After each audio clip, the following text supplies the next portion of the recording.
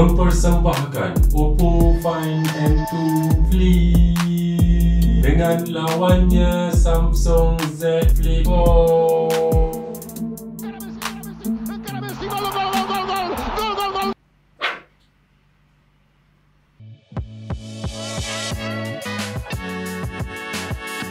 Okay guys, Assalamualaikum dan kembali lagi ke YouTube channel aku. So sebelum ni aku dah share review penuh untuk Oppo Find N2 Flip. So this time aku nak comparekan pula telefon ni dengan pesaing utama dia. Tak lain tak bukan adalah Samsung Galaxy Z Flip 4. Dan kalau aku nak cakap dari segi pengalaman, Oppo ni dia baru hasilkan kali pertama, generasi yang pertama, manakala Samsung ini kali keempat dia buat telefon lipat clamshell ni. So secara logiknya mesti korang fikir Samsung lagi best lah kan. Dari segi teknologi phone lipat ni, sebenarnya secara tak sedar Oppo ni dia dah lebih canggih daripada Samsung. Buktinya kita boleh tengok dengan jelas dari segi kris. Kesan lipatan yang ada pada skrin, kalau kita nak bandingkan kedua-dua telefon, memang korang akan perasan yang kesan lipatan Oppo ni lebih kecil, lebih tak nampak. Dan sepanjang kau guna Find N2 Flip ni, aku rasa macam tengah guna phone yang normal. Manakala untuk Samsung Z Flip 4 ni, korang akan lebih perasan lah daripada Oppo. Kadang-kadang aku tak mencari, ada selawan cahaya sikit, dah ternampak lah kesan lipatan dia. Dan yang turn off sikit pasal Samsung adalah waktu aku scrolling Twitter ke, scrolling Facebook ke, aku dapat rasa lekuk turun naik dia kat bahagian tengah ni agak obvious lah compare kepada Oppo. Dan kalau aku nak bagi kata percentage perfection screen dia, aku boleh bagi Oppo 90%, Samsung ni boleh bagi 80% sahaja. Aku perasan yang Samsung ni kalau korang nak lipat-lipat dia, dia akan rasa lebih keras, lebih ketat sikit compare kepada Oppo. Oppo ni lebih smooth, lebih senang nak buka satu tangan lah ya. Senang. Samsung pula ketat sikit. Aku tak buat-buat, ni memang aku kena tolak kuat sikit untuk buka. Dia punya ketat. Sebab kenapa Oppo ni lebih senang nak buka? Sebab teknologi dia lebih advance lah. Dia gunakan new generation flexion hinge. Kalau korang buka tutup banyak kali setiap hari, korang akan confirm lebih puas hati lah guna Oppo punya hinge berbanding Samsung. And lagi satu yang aku suka, Oppo ni bila dia tutup, dia rapatkan shaft elok je. Sebab Oppo ni dia gunakan water drop hinge, manakala Samsung ni ada ruang kat tengah ni sebab dia gunakan U-shape contraction.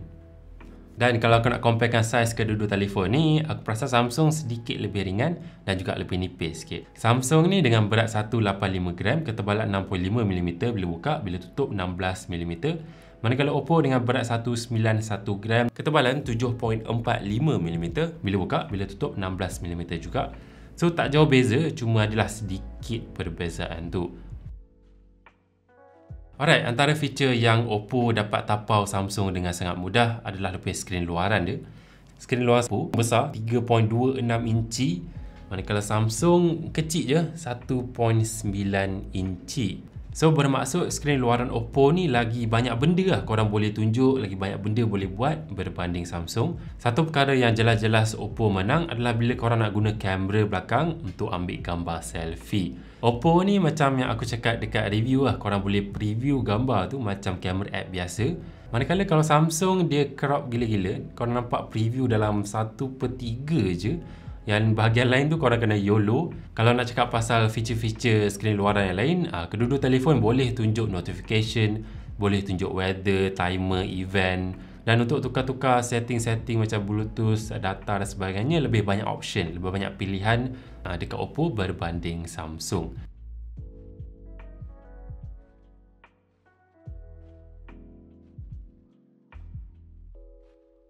Dan korang kena tahu, kalau korang nak guna skrin luaran Oppo ni, nak tengok widget ke, nak tukar setting ke, korang kena unlock dulu telefon ni, baru boleh guna. Manakala Samsung nak guna skrin luaran, tak payah nak unlock, korang just boleh guna terus. Dan dari segi design luaran dia, dulu telefon ada design binatang, Oppo ada binatang, Samsung pun ada binatang. Cuma Oppo ni dia lebih banyak animation lah, lagi banyak benda binatang ni boleh buat. Compare kepada Samsung ni lebih kepada macam gerak-gerak sikit sahaja. Ikut korang punya style.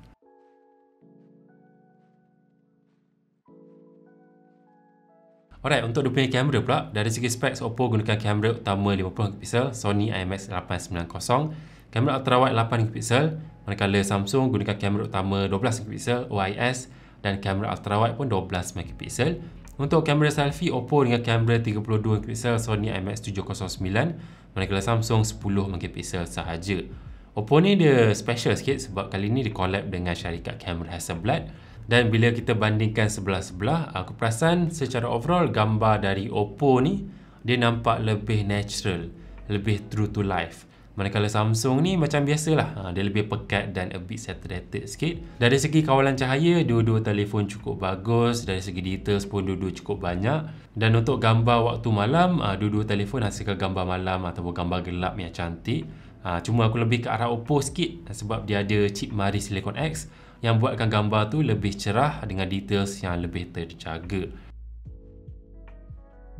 Manakala untuk kamera ultrawide, dua-dua cukup cantik. Tapi kali ni aku perasan Samsung angle ultrawide dia lebih lebar.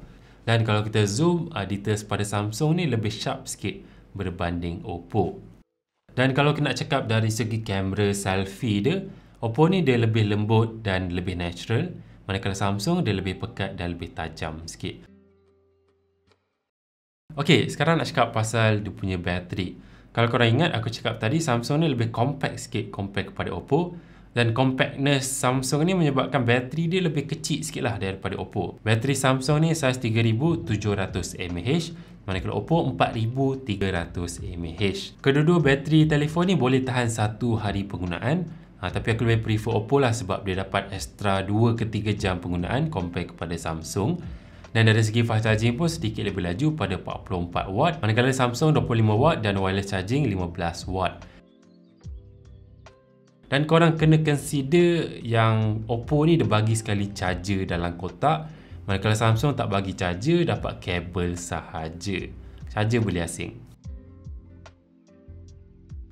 Alright, dari segi performance, Oppo ni gunakan chipset Dimensity 9000 Plus 5G, manakala Samsung dengan Snapdragon 8 Plus Gen 1 5G. Overall daily usage dan dunia sebenar ni korang takkan rasa sangatlah perbezaan antara kedua-dua chipset ni. Dua-dua cukup mantap untuk penggunaan harian yang selesa. Kedua-dua telefon ni juga support dual stereo speaker yang support Dolby Atmos. Dua-dua telefon ni juga gunakan fingerprint sensor atas power button, dan juga dua-dua telefon gunakan skrin jenis AMOLED dengan refresh rate 120Hz. Cuma kena bagi tahu yang Samsung ni dia support ciri kalis air IPX8, boleh rendam dalam air, manakala Oppo tak support. Akhir sekali nak cakap pasal dia punya software. Oppo ni datang dengan ColorOS 13 atas Android 13, manakala Samsung dengan One UI 5 atas Android 13. Kalau aku tengah compare telefon lipat yang buka macam tablet tu, mungkin Samsung ada kelebihan dari segi feature multitasking dan sebagainya. Tapi untuk phone lipat jenis clamshell yang macam ni, aku tak jumpa kelebihan besar yang software Samsung ni ada. So dari segi software ni lebih kepada preference masing-masing lah. Dua-dua bagi aku cukup bagus, cukup selesa nak guna. By the way, kedua-dua telefon ni dia dapat software update 4 tahun dan juga security update 5 tahun. Mantap. So ya, itu sahaja video perbandingan antara Oppo Find N2 versus Samsung Galaxy Z Flip 4. Walaupun Oppo ni dia lambat masuk market, aku rasa produk dia boleh kata lagi siap kot berbanding Samsung. Dia punya skrin dia lagi tak ada crease pada bahagian tengah, hinge dia lagi smooth nak guna, dan juga skrin luaran dia besar, bateri pun besar. So yeah, overall bagi aku lagi best daripada Samsung ni. So like video ni kalau korang suka, subscribe to channel Teku dan komen sikit mana satu yang korang lebih prefer. Okay, stay safe, hati-hati, sentiasa happy. Jumpa lagi pada video yang akan datang. Bye-bye.